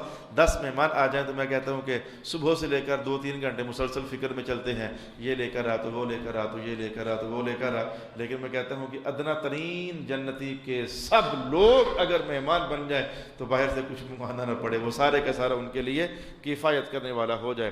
اللہ اکبر، اللہ اکبر، لا الہ الا اللہ واللہ اکبر وللہ الحمد۔ پھر رسول پاک علیہ السلام نے یہ بات بھی ارشاد فرمائی ہے، یہ بھی انسانی لہجے ہیں، انسانی ماحول ہے، انسانی طلب ہے۔ بعض اوقات ہوٹلز میں آپ جاتے ہیں، آپ کچھ بھی کھا رہے ہوں، کسی اور کے پاس کسی اور ٹیبل پر کچھ اور پڑا ہوتا ہے، بھر کے آپ ایک آدھ بار دیکھتے ہو، آپ اگر رغبت میں کہیں چھا جائے تو ایک آدھ بار دیکھتے ہو کہ یار ہاں وہ بھی ٹھیک ہے، میں جو کھا رہا ہوں یہ بھی ٹھیک ہے لیکن وہ بھی ٹھیک ہے، ایک آدھ بار دیکھتے ہو آپ۔ اب یہ جو ماحول میں نے آپ کو بتایا اس پر حدیث کے الفاظ ہیں، رسول پاک علیہ السلام نے ارشاد فرمایا، یہ الفاظ حدیث کے نہیں ہیں لیکن حدیث سے سمجھ آ رہے ہیں، یہ الفاظ حدیث کے نہیں ہیں لیکن حدیث سے سمجھ آ رہے ہیں۔ بعض وقت بندہ اپنا کھانا کھا رہا ہوتا ہے لیکن کسی اور کا دیکھ کر دل میں خیال آتا ضرور ہے، ہاں یہ ٹھیک ہے، اچھا ہے، یہ رغبت اتنا کو خیال، ہلکا سا دل للچاتا ضرور ہے۔ اپنا کھانا حالانکہ سامنے پڑا ہوتا ہے، بھلے فیوریٹ کھانا ہی کیوں نہ سامنے پڑا ہو، لیکن تھوڑی دیر کے لیے کسی اور کے ٹیبل پر نظر پڑ جائے تو اچھا لگتا ضرور ہے کہ وہ ہے، دل کرتا ہے کھانے کو۔ رسول پاک علیہ السلام نے ارشاد فرمایا، جنت میں جو تم کھا رہے ہوگے اور جو کوئی دوسرا کھا رہا ہوگا اور جو کوئی تیسرا کھا رہا ہوگا، جو کوئی چوتھا کھا رہا ہوگا، تو میں کہتا ہوں سرکار کے الفاظ یہ ہیں کہ تمہیں اپنے کھانے میں اتنی لذت مندی ہو رہی ہوگی، تمہیں خیال ہی نہیں اللہ تعالیٰ آنے دے گا ہاں یار یہ بھی ٹھیک ہے، یہ بھی ہونا چاہیے تھا۔ جب ایسے ماحول بنا ہوا ہوگا تو تمہارے دل میں خیال بھی پیدا نہیں ہونے دے گا کہ اس کے پاس جو ہے وہ مجھے کھانا چاہیے۔ یہ بھی احساس اللہ تعالیٰ نے جنت کے اندر بندے کو اتنی کو تکلیف دینے والا بھی۔ میں آخری حدیث اس کو پڑھ کر میں ہنسنے لگا کہ کیا یہ بھی خواہش ہوگی جنت میں؟ دیکھو میں بے بسی کے عالم میں ہاتھ ادھر مار رہا ہوں ٹیبل پر، یہ بھی خواہش ہوگی جنت میں۔ رسول پاک علیہ السلام فرماتے ہیں یعنی وہ چیز جو کبھی خواب میں بھی ہم نے نہیں سوچی۔ حدیث کے الفاظ اس لیے مجھے کہنے میں کچھ حرج نہیں ہے۔ رسول پاک علیہ السلام فرماتے ہیں کہ جنت میں بادل اچانک سامنے آئیں گے تمہارے، تو ہمارے ہاں تو بادلوں سے بارش ہی کی طلب اور تمنا کی جاتی ہے، کبھی بھی اس کے سوا کچھ اور ہم نے طلب نہیں کی۔ بادل آئیں تو ایک ہی طلب ہوتی ہے کہ بارش برسے، حتیٰ کہ اولے برسنے کی بھی طلب ہمیں کبھی نہیں ہوئی ہے، بارش ہی برسے، ایک ہی شے بارش سے برسنے کی ہوتی ہے۔ رسول پاک علیہ السلام فرماتے ہیں کچھ بندے ایسے بھی ہوں گے جنت میں، ہم محسوس کر رہے ہیں کہ میں کچھ، اب بات یہ ایسی ہے میں کچھ ایسے ہو رہا ہوں، کچھ لوگ ایسے بھی ہوں گے جنت میں، ان کے سامنے سے اللہ بادل گزارے گا تو اللہ تعالیٰ ہم سے کہے گا جو چاہتے ہو ان بادلوں سے کہو برسے، بولو کیا برسے؟ یا اللہ انہوں نے بول کیا دیا تھا، بولو کیا برسے ان بادلوں سے؟ میں بس ترجمہ ہی کر دیتا ہوں، میں زیادہ رکوں گا نہیں، حالانکہ کوئی غلط چیز بھی نہیں ہے لیکن ہے۔ رسول اللہ علیہ السلام فرماتے ہیں وہ کہیں گے اے اللہ تعالیٰ میری ہم عمر جوان لڑکیاں جن کے سینے ابھرے ہوئے ہوں یہ برسا دیں۔ یا اللہ کریم، یہ کیا مانگا ہے اس نے؟ لیکن ٹھیک ہے، جو ہے، جو رب کائنات نے کہا جو ہے، جو چاہو گے میسر ہوگا۔ میری ہم عمر جوان لڑکیاں جن کے سینے ابھرے ہوئے ہوں، اے اللہ برسا دے۔ حضور فرماتے ہیں برسیں گی، لا الہ الا اللہ محمد الرسول اللہ، برسیں گی۔ یہ آج مجھے 3-4 حدیثیں میسر ہوئی ہیں، حوالہ ان سب کا امام جلال الدین سیوطی ہیں۔ اب آئیں واپس، اب ہم تھوڑا کوئی اس جملے کو ذرا ترجمہ پڑھتے ہیں تو توجہ کہیں اور جاتی ہے کہ نہیں جاتی ہے۔ رب کائنات نے ارشاد فرمایا، ایک تو یہ کہ ادخلوا الجنۃ انتم وازواجکم تحبرون، تم بھی جنت میں اور تمہاری بیویاں بھی جاؤ نا ذرا جنت میں، تو تحبرون، آج تمہاری بڑی سیوا کی جائے گی۔ یہ سیوا کا سٹائل تو آپ نے سمجھ لیا ہے، یہ کیا کیا کیا کیا سیوا ہے۔ آج میں نے آپ کو ایسی دلچسپ حدیثیں حضور کی عرض کر دی ہیں کہ وہ سیوا کا سٹائل تو آپ نے سمجھ لیا۔ یطاف علیہم بسحاب، یہ ایک انداز قرآن حکیم نے کہا کہ سونے کے بنے ہوئے پیالے، چاندی کے بنے ہوئے پیالے، ان میں کھانے، ان میں لذت دنیا یہ ہوں گی۔ اور جو آج کی نشست میں اگلا موقع جس پر مجھے رک کر کے آپ کی خدمت میں ایک دلچسپ ترین علمی بات کہنی ہے وہ میں کہنے جا رہا ہوں۔ ایک ہی آیت کے اندر دوہرا عنوان رب کائنات نے قائم فرما دیا، وَتِلْكَ الْجَنَّةُ الَّتِي أُورِثْتُمُوهَا، یہ جنت ہے جو بطور وراثت تمہیں دی جائے گی۔ ساتھ ہی کہا وجہ یہ ہے دینے کی کیونکہ تم اچھے عمل جو کیا کرتے تھے۔ یہ دو بالکل متضاد قسم کے بیان ہیں، آج ہم نے ان کو اچانک سمجھنا ہے اور اچھے طریقے سے سمجھ کر جانا ہے۔ سورہ زخرف ختم ہو رہی ہے ہماری، اور میٹھے میٹھے عنوانات پر ہم نے اپنی گفتگو کو سمیٹنا ہے۔ اچھا بھی میں ذرا کھل ڈل کر بات کرتا ہوں تاکہ پہلے تضاد پیدا کروں، تضاد پیدا کرنے کے بعد پھر اس کو ہم حل کرنے کی کوشش کریں۔ رب کائنات نے کہا یہ جنت ہے بطور وراثت تمہیں ملے گی۔ اس جنت کا بطور وراثت ملنا، اس کی تفسیر نمبر 1 تو یہ ہے، اور وہ ہمارا مطلوب آج سنا دیتا ہوں لیکن آج ہمارا مطلوب نہیں ہے۔ حضور فرماتے ہیں جب بھی کوئی انسان پیدا ہوتا ہے تو اس کے لیے اللہ تعالیٰ ایک ٹھکانہ جنت میں پیدا کر دیتا ہے اور ایک گھر اور ٹھکانہ دوزخ میں پیدا کر دیتا ہے۔ تو جتنے بھی کافر ہیں ان کے لیے بھی ایک ٹھکانہ جنت میں اور ایک ٹھکانہ دوزخ میں، تاکہ اگر یہ مسلمان ہو کر متقی ہو کر ادھر چلے گئے تو گھر پہلے سے تیار ہو، نہ مسلمان ہو سکے تو ادھر بھی گھر پہلے سے تیار ہو۔ پھر رسول پاک علیہ الصلوۃ والسلام نے ارشاد فرمایا جتنے بھی کافر ہوں گے وہ تو ہوں گے کافر، جو ان کے جنت والے گھر ہوں گے، جو تمہارے گھر ہوں گے، تمہاری محنت مزدوری کے نتیجے میں تمہیں ملنے ہوں گے، وہ تو تمہارے ہوں گے، لیکن کافروں کے جو گھر ہوں گے وہ تمہیں ویسے ہی مل جائیں گے۔ وہ وراثت ہونے کا ایک معنی یہ ہے کہ وراثت ہوتی کسی اور کی ملکیت ہے لیکن مل ہمیں جاتی ہے۔ لہذا جنت کے جو مکانات ہوں گے وہ ہوں گے کسی اور کے اصل میں، لیکن اللہ تعالیٰ ایمان والوں کو دے دے گا، لہذا یہ وراثت کا عنوان ہو گیا۔ یہ تو ایک تفصیلی پہلو ہوا، لیکن آج مطلوب میرا یہ نہیں ہے۔ آج مطلوب ایک دوسرا پہلو ہے جو واقعی بہت عظیم الشان پہلو ہے، جس پر میں توجہ لگانے کے لیے آپ کو متوجہ کیے جا رہا ہوں بار بار۔ تفسیر کا دوسرا پہلو کیا ہے؟ تفسیر کا دوسرا پہلو یہ ہے آج تک جس بندے کو بھی وراثت ملی ہے اس کی کسی محنت کے نتیجے میں نہیں ملی ہے۔ محنت ساری والد کی تھی یا والدہ کی تھی تو ان کی ملکیت میں کچھ ہے آ گئی، تو بیٹے کو فری کھاتے مل گئی ہے۔ وراثت میں ملا ہوا مال کسی محنت کا نتیجہ نہیں ہوتا بلکہ کسی اور کی محنت کا نتیجہ ہوتا ہے، تمہاری محنت کا نتیجہ نہیں ہوتا، یعنی فری کھاتے ہوتا ہے۔ وراثت کا عنوان فری کھاتے ہوتا ہے۔ میں نے یہ تفسیر کا پہلو آپ کو بیان کرنا ہے۔ مولا کائنات نے کہا جنت ہم تمہیں فری کھاتے دیں گے، اپنے فضلوں سے دیں گے، تمہارے کسی عمل کا نتیجہ نہیں ہوگا۔ یہ حدیث پاک میں خود حضور نے فرمایا ہے جس کو بھی جنت ملے گی تو اس کے اعمال کی وجہ سے نہیں ملے گی بلکہ اللہ کے فضل کی وجہ سے ملے گی۔ میں تھوڑی دیر کے لیے بول دیتا ہوں، کوئی بندہ سوچ ہی لے نہیں جی ہماری نمازوں کی وجہ سے، تو اگر نماز اس قابل تھی ہی کب کہ اللہ تعالیٰ قبول فرمائے اور اس کی جزا جنت بن سکے؟ ہماری نماز اس قابل تھی ہی کب؟ جلدی سے آپ کو بات سمجھ آ جانی چاہیے۔ ہماری نماز تو کھوکھلی سی نماز، توجہ کدھر ہم کدھر۔ تو خیر رسول پاک علیہ الصلوۃ والسلام نے فرمایا کہ جنت میں جو کچھ ملے گا اللہ کے فضل سے ملے گا اور تمہارے محنت کا نتیجہ نہیں ہوگا۔ یہ ایک حصہ ہے، اس کو ایک ترازو میں رکھ لیجئے۔ میں دوسری بات اسی آیت میں سے نکال کر آپ کی خدمت میں بیان کرنا چاہتا ہوں۔ بما کنتم تعملون، پہلے کہا جنت وراثت میں ملے گی یعنی فری کھاتے میں ملے گی، ساتھ ہی کہا بما کنتم تعملون، تم جو اچھے عمل کیا کرتے تھے اس کی وجہ سے ملے گی۔ یہ بہت ہی دلچسپ تضاد ہے جو کہ اس آیت میں پیدا ہوا ہے۔ پہلے کہا جنت فری کھاتے ملے گی، یہ کہا اورثتموہا، بطور وراثت ملے گی، اور بطور وراثت ملنے کا معنی میں نے ابھی آپ کو بتا دیا، جس کو بھی جب بھی وراثت ملی ہے فری کھاتے کے اندر ملی ہے، کسی محنت کے نتیجے میں نہیں ملی ہے۔ آیت کے پہلے حصے کے اندر کہا جنت تمہیں فری کھاتے ملے گی، بطور وراثت ملے گی، یعنی اللہ کے فضل سے ملے گی، تمہارے کسی عمل کا نتیجہ نہیں ہوگا۔ اور آیت کے اگلے حصے میں کہا کہ تمہارے عمل کا نتیجہ ہوگا۔ بما کنتم تعملون، اچھے کام جو تم کرتے رہے ہو جنت تمہیں اس لیے دی جائے گی۔ اب جنت جو ملنی ہے اچھے کام کرنے کی وجہ سے ملنی ہے، یا جنت جو ملنی ہے بطور وراثت فری کھاتے ملنی ہے؟ یہ ہے دلچسپ اعتراض اور دلچسپ تضاد جو کہ آج میں ایک نئے الفاظ اللہ کریم نے مجھے عطا فرمائے ہیں۔ ایک تفسیر پڑھتے ہوئے تو میں بڑا خوش ہو گیا ہوں۔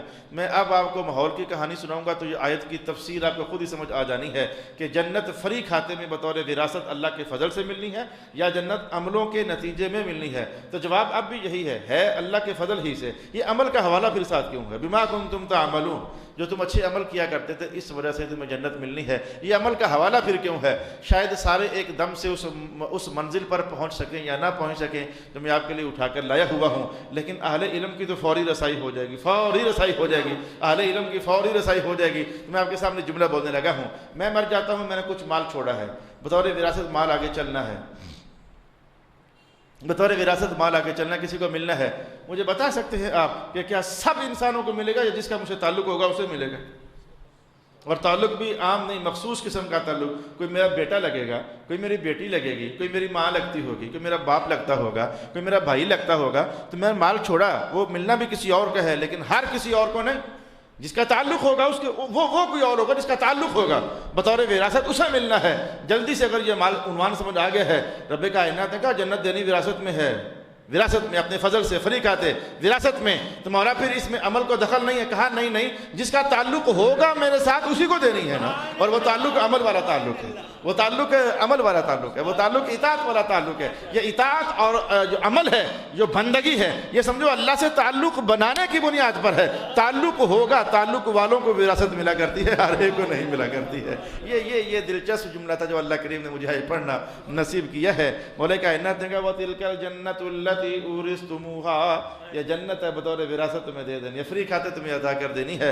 بما کنتم تعملون، میں اگر ترجمہ یوں کروں، اس تعلق کی وجہ سے جو عمل کے ساتھ تم نے ہمارے ساتھ بنا کے رکھا ہوا ہوگا۔ یہ بما کنتم تعملون کا میں نے انتہائی کھل ڈل کر کے ترجمہ آپ کے سامنے کیا۔ اس تعلق کی بنیاد پر جو عمل کی صورت میں تم نے ہمارے ساتھ بنا کر رکھا ہوا ہوگا۔ ایک یہ مقام تھا تیسرا جو کہ آج کی نشست کے اندر مجھے رکنا تھا اور رک کر کے آپ کو ڈیلیور کرنا تھا۔ اللہ کے حکم سے لگا ہے کہ کہیں نہ کہیں آپ کو سمجھ آ گئی ہوگی۔ اب میں کچھ دوزخ کی کہانی ہے، آج نہیں چھیڑتے، میٹھی میٹھی باتیں کر رہے ہیں، جنت کی باتیں کر رہے ہیں۔ دوزخ کی کہانیاں بھی آگے جو جتنے سپارے آ رہے ہیں نا، 30واں سپارہ، 29واں سپارہ، بس اس کے بعد تو حضور فرماتے ہوتے تھے ان صورتوں نے جو ہے نا آخری جو صورتیں ہیں ان کے خوفناک مضامین نے۔ سورۃ مزمل کیا کہتی ہے؟ سورۃ مزمل کہتی ہے کہ اللہ کی طرف سے جو قیامت کے دن ہولناکیوں کا اظہار ہونا ہے تو جوان بندے بھی بوڑھے ہوتے نظر آئیں گے۔ یعنی جو اگلی آیات ہیں، اگلی صورتیں ہیں، اس میں تو شروع یہاں سے ہوتی ہے اذا السماء انشقت، آسمان پھٹ گیا، اذا الشمس کورت، آسمان لپٹ گیا۔ تو وہاں تو دوزخ کی باتیں قیامت کثرت کے ساتھ ہونی ہے۔ ان کو ذرا میرا خیال ہے کہ ایک بار ہم اگلے مراحل میں، لیکن ایک بات میں رکنے لگا ہوں، میں جاتے جاتے رک گیا ہوں۔ ایک حدیث مطالعے سے گزری ہے، بے چین ہو گیا ہوں، بے قرار ہو گیا ہوں۔ رسول پاک علیہ الصلوۃ والسلام نے جیسے ادنا درجے کا جنتی بیان کیا، میں نہیں کہنا چاہتا تھا لیکن خیال میں آ گیا، میں گھر بیٹھا سوچ رہا تھا یہ حدیث میں کہہ کر جاؤں گا، دوزخ کی کہہ کر جاؤں گا، تو اللہ نے مجھے بھولتے بچا لیا۔ یعنی مجھے وہ یاد آ گیا کہ یہ حدیث میں آپ کو لایا ہوا ہوں۔ بہت سننے والی بات ہے، رسول اکرم علیہ الصلوۃ والسلام نے جیسے یہ بیان کیا کہ سب سے ادنا درجے کا جنتی کون ہوگا، ایسے ہی حضور نے یہ بیان کیا سب سے ادنا درجے کا دوزخی کون ہوگا۔ جی حضور کون ہوگا؟ میں جس کے پاؤں کے نیچے انگارہ ہوگا، ایک انگارہ ہوگا پاؤں کے نیچے۔ جی حضور، اس انگارے کی حدت اور شدت کی وجہ سے اس کا دماغ ابل رہا ہوگا۔ کتنا کو تیز ہوگا میں نہیں کہہ سکتا، مجھے نہیں پتا کتنا تیز ہوگا، اس کا دماغ ابل رہا ہوگا۔ بات یہ نہیں تھی، بات یہ تھی بھائی سنو، کان کھولو، نہیں بھی کھولے تو کھولے ہیں تو اور کھولو، اللہ اکبر اللہ اکبر اللہ اکبر کہتے ہوئے یہ کیفیت محسوس ہو رہی ہے، اللہ اکبر۔ ایک صحابی نے پوچھا حضور اس نے کیا ہوگا؟ وہ جو ادنا ترین دوزخی ہے، جس کے پاؤں کے نیچے انگارہ ہوگا، سب سے کم عذاب، اور جس کی وجہ سے اس کا دماغ ابر رہا ہوگا، حضور اس نے کیا ہوگا؟ اللہ اکبر۔ رسول پاک علیہ الصلوۃ والسلام نے ارشاد فرمایا، میں آہستہ بولنے لگا ہوں، حضور نے ارشاد کیا جانور چراتے دوسرے کے کھیت میں جانور ڈال دیے تھے۔ بس بات ختم ہو گئی، حدیث ختم ہو گئی۔ اس نے یہ کیا ہوگا کہ جانور چراتے دوسرے کے کھیت میں جانور لے گیا تھا، یہ کیا ہوگا اس نے۔ سمجھا جا سکتا ہے وہ جانور کیا کچھ کھا گیا ہوگا، کتنا کچھ کھا گیا ہوگا۔ تو دوسروں کے کھیت کے پٹھے بھی اگر جانور کو کھلا لو گے تو اللہ اکبر، اب بتاؤ تمہارے وہ دھوکے کدھر گئے، اب بتاؤ تمہارے وہ فراڈ کا انجام کیا ہوگا۔ میں نہیں جانتا کہ یہ میری آواز مسجد تک دب جائے گی یا اللہ تعالیٰ اس کو کہیں لوگوں تک پہنچائے گا، میں نہیں جانتا، لیکن میں پوری قوم جو جس تک آواز پہنچے، اب بتاؤ وہ چھاتیاں تان کر پھرتے ہو، پستولوں تان کر لوگوں کے پیسے مار کر کے جب وہ لینے کے لیے آتے ہیں تو اس طرح کے جملے بولتے ہو، یہ پستول پڑا سامنے گولی مار دو مجھے۔ اب بتاؤ تمہارے وہ جملے کہاں گئے؟ یہ لوگ مجھے خود آ کر بتاتے ہیں کہ صاحب جی وہ پیسے لینے کے لیے گئے ہیں تو آگے سے کہتے ہیں گولی مار دے مجھے۔ اب بتاؤ کہ میں گولی مار کے تھانے چلا جاؤں، جیل میں چلا جاؤں، اپنی باقی زندگی برباد کر دوں؟ اب بتاؤ 2-4 لاکھ 8-2-4 کروڑ مار کر کہاں گیا؟ اگر وہ تھوڑے سے پٹھے بھی تم نے جانوروں کو کسی اور سے کھیت سے کھلائے ہوں گے تو رسول اللہ فرماتے ہیں کہ ادنا ترین دوزخی وہ ہے جس کے پاؤں کے نیچے انگارہ ہوگا اور وہ انگارہ جو ہے اس کے دماغ میں ابال پیدا کر رہا ہوگا۔ یہ حدیث میرا خیال ہے کہ آپ کو یاد کر کے جانی چاہیے، کم از کم 10 بندوں کو سنانی چاہیے، 10 بندوں کو، بھائیو نہ مت مارو کسی کا مال، مت کھاؤ کسی کا مال، بڑی مشکل بن جائے گی، بڑی مشکل بن جائے گی۔ یہ بادشاہوں کے لیے سخت حکام کیوں ہیں کہ ان کے پاس پوری قوم کا مال ہوتا ہے۔ رسول پاک علیہ السلام نے جملہ فرمایا نہیں تھا، جنازے کی چارپائی سامنے پڑی ہوئی ہے اور پوچھ رہے ہیں اس نے کسی کا دینا تو نہیں ہے قرض، حضور دینا ہے، میں نماز نہیں پڑھتا اس کی، حدیث یاد نہیں آتی، میں پھر اس کی نماز نہیں پڑھتا۔ کتنے لوگ فٹافٹ چلے گئے اور ان کے ذمہ حالانکہ بہت کچھ تھا، ان کے ذمہ بہت کچھ تھا، وہ دے نہیں سکے، ادا نہیں کر سکے ہیں۔ میں تو اس جملے سے بہت پریشان ہوا کہ حضور اس نے کیا کیا تھا؟ کہا جی اس کا جانور بھلے ایک بار ہی کسی دوسرے کے کھیت میں چلا گیا تھا، اسے روکا نہیں تھا۔ اللہ اکبر۔ اگر ہم تقریریں سننے کے لیے آتے تو وہ میں کب کی سنا چکا ہوں، میں تقریر نہیں سنانے آیا آپ کو، مسلمان ہونے کے ناطے حضور کی بات کا فیض لینے کے لیے میں بار بار بات کو دہرا رہا ہوں۔ بہت مشکل بات ہے، بہت مشکل بات ہے۔ اللہ اکبر، اللہ اکبر، لا الہ الا اللہ واللہ اکبر وللہ الحمد۔ اچھا، اب ایک اور مقام ہے جہاں میں نے رکنا ہے اور بس بات ختم کر رہا ہوں۔ آج میں نے سورج چونکہ سمیٹنی تھی تو باقی سارے تسبیحات کے بیان ہیں، اللہ کی اولاد نہیں ہے یہ عنوانات ہیں، تو اگر اللہ کی اولاد ہوتی تو سب سے پہلے میں اس کی عبادت کرتا۔ رسول پاک علیہ السلام نے یہ اعلان کیا، مطلب کہ اولاد ہے ہی نہیں ہے، جتنا میں حدیث میں عبادت کرنے پر، اگر اللہ کی اولاد ہوتی تو سب سے پہلے میں اسے خدا مانتا۔ جب میں نے کسی کو خدا نہیں مانا ہوا تو سمجھ جاؤ نا کہ کوئی اور اللہ ہے ہی نہیں، اللہ ایک ہی ہے۔ اچھا، یہ عنوان چونکہ آگے ہیں تو اس کو میں نے فی الحال روکا۔ میں جملہ یہ بتانا چاہتا ہوں، ام ابرموا امرا فانا مبرمون۔ بڑی تسلی ہے اس جملے کے اندر۔ ترجمہ کیا ہے؟ اگر انہوں نے پکی تدبیریں کر لی ہیں، مکاریوں کی تدبیریں کر لی ہیں، تو میں نے بھی تدبیر کر لی ہوئی ہے۔ بڑی بات ہے، بڑی بات ہے پیاریو، بڑی بات ہے۔ رسول اللہ کے خلاف سازش کا ایک عنوان ہے، اور جب حضور نے ہجرت فرمانی تھی تو آپ کو پتہ ہے کہ وہ کافروں کی ٹیم اکٹھی ہوئی تھی اور بول رہے تھے کیا کریں حضور کے ساتھ۔ ایک رائے یہ آئی، اس میں شیطان بھی شامل تھا، ایک رائے یہ آئی تھی کہ ان کو وطن سے نکال دیتے ہیں۔ شیطان نے کہا تھا مرو، یہ کوئی رائے پیش کی ہے، وطن سے نکالنا کوئی حل ہے؟ تم نے محمد مصطفیٰ کی زبان کی مٹھاس نہیں دیکھی ہے، جہاں جائیں گے 2 بول بولیں گے، عاشقوں کا ہجوم پھر اکٹھا کر لیں گے، یہ کوئی حل نہیں ہے، کوئی اور بات کرو۔ کسی نے کیا کہا تھا، ان کو قید کر دیتے ہیں، اور ان کا وہ بے وقوفو، یہ قید کرنا مسئلے کا حل نہیں ہے، اگر ان کے غلاموں کو لگ گیا نا پتہ، جان ہتھیلی پر رکھ کر چھڑانے کے لیے آ جائیں گے، تم بچا نہیں پاؤ گے۔ پھر کسی تیسری رائے پر اتفاقی رائے ہوا تھا، اور وہ کیا تھی؟ وہ اس بات پر اتفاقی رائے ہوا تھا کہ ہر قبیلے کا ایک تگڑا نوجوان ایک چھوٹا سا دستہ فوج کا بناتے ہیں، ہر قبیلے کا ایک تگڑا نوجوان مل کر حملہ کرو محمد کے گھر پر، اور آج راتوں رات ان کا معاملہ صاف کر دو۔ اب ایک قبیلہ مل کر کتنے کو قبیلوں سے بدلہ لے گا؟ سارے قبیلے جب ایک طرف ہوں گے، ایک خاندان مل کر کتنے کو قبیلوں، بات آخرکار آ جائے گی صلح صفائی پر، تو سارے تھوڑا تھوڑا مال ڈال کر فدیہ دے کر جان چھڑا لینا۔ مال بھی تھوڑا تھوڑا دینا پڑے گا، ایک خاندان صاحب کا مقابلہ بھی نہیں کر سکے گا۔ تو شیطان نے بڑے زور سے کہا تھا ہذا ہوا الرائے، ہاں یہ رائے ہوئی نا، یہ شیطان نے اس پر تصدیق کی تھی۔ تو مولا کائنات نے اس منظر نامے کو سامنے کرتے ہوئے قاری قرآن سے کہا، ایک بڑی پکی رائے قائم کر رہے تھے، یہ سب سے بہتر رائے ہے، ادھر وہ رائے قائم کر رہے تھے، ادھر ہم بھی فیصلہ کر رہے تھے بچانا کیسے ہے محمد کو صلی اللہ علیہ وسلم، ادھر ہم جو ہے وہ فیصلہ کر رہے تھے، ہم رائے نہیں قائم کر رہے تھے، ہم فیصلہ کر رہے تھے، ہم نے محمد مصطفیٰ کو بچانا کیسے ہے۔ اور پھر بچایا کیسے؟ بچایا کیسے؟ محبوب آج بستر آپ کا اور سوئے گا بھائی علی، اللہ اکبر، اللہ اکبر۔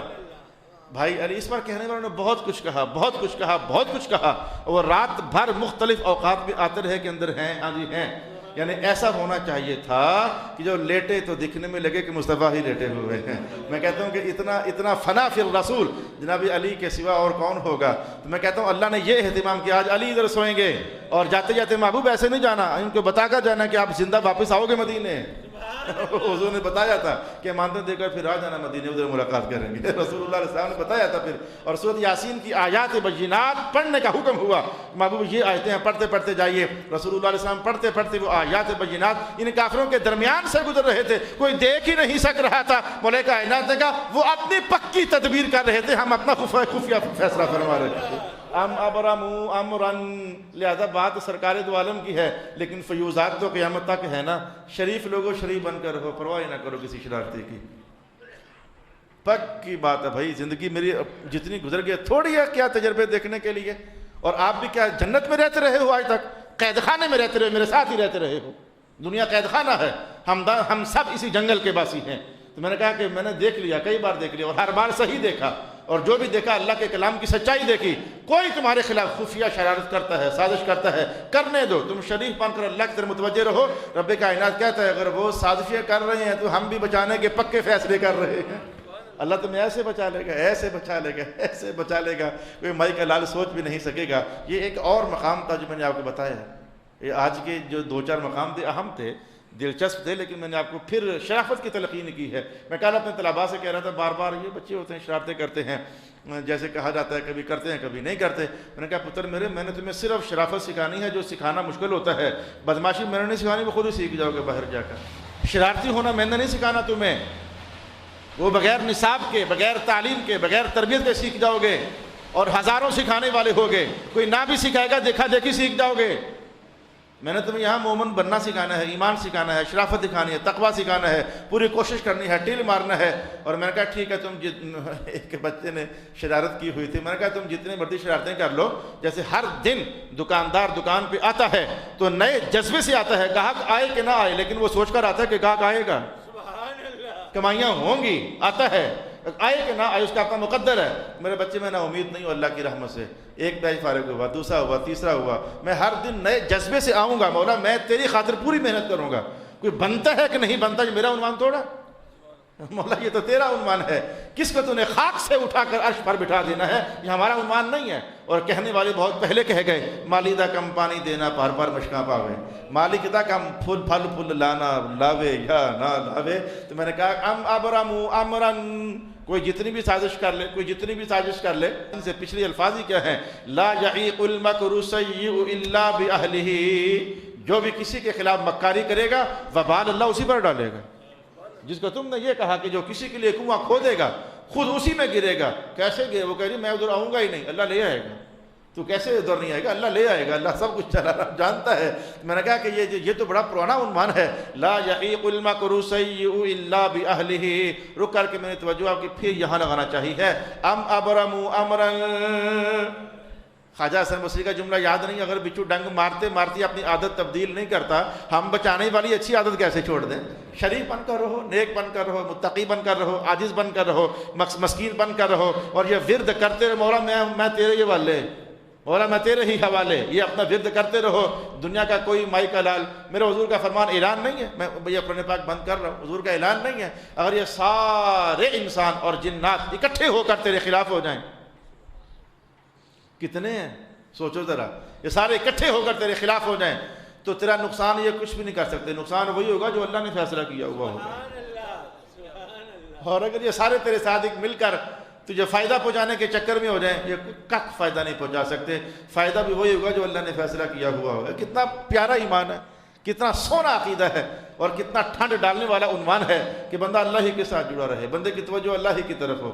مخالف زیادہ ہیں، کم ہیں، شرارتیں زیادہ ہیں، پرواہ نہ کرو، اللہ کی حضور اپنی توجہ کو رکھنا۔ ام ابرموا امرن، بڑا بار بار پڑھنے کو دل کرتا ہے، اگر وہ کوئی خفیہ سازش کر رہے ہیں تو ہم نے بھی ارادے کیے ہوئے ہیں، ہمارے بھی پکے پکے فیصلے ہو رہے ہیں، ہم نے بھی اپنے حبیب پاک کو بچانا کیسے ہے۔ یہ تو ایک علاقے کے سارے کافر تھے جو جوان مشٹنڈے اکٹھے کر رہے تھے، یہ دنیا بھر کے کافر بھی، لا الہ الا اللہ محمد الرسول اللہ۔ یہ جو غزوہ خندق کے موقع پر جو مرحب جب جناب علی کے سامنے آیا تو حضور نے بھیجنے سے پہلے دعا دی تھی ویسے جناب علی کو دی تھی دعا، حضور نے دعا دے کے بھیجا تھا جناب علی کو۔ تو بعد میں کسی نے پوچھا کہ مولا حیدر جی ذرا یہ بتائیں کہ جب مرحب سامنے تھا، کیونکہ وہ مانا تانا پہلوان تھا، کوئی چھوٹا کافروں کی دنیا میں کوئی چھوٹی ہستی نہیں تھی وہ کافروں کی دنیا میں، تو جب مرحب سامنے تھا تو کیا محسوس ہو رہا تھا؟ تو جناب علی کہنے لگے وہ تو ایک مرحب تھا، حضور کی نظر میرے پیچھے تھی، اگر دنیا بھر کے مرحب اکٹھے ہو کر آ جاتے تب بھی میرا کچھ نہ بگاڑ سکتے، وہ تو ایک مرحب تھا، اور سارے اکٹھے ہو کر آ جاتے میرا کچھ نہ بگاڑ سکتے۔ آخر دعوانا الحمدللہ رب العالمین۔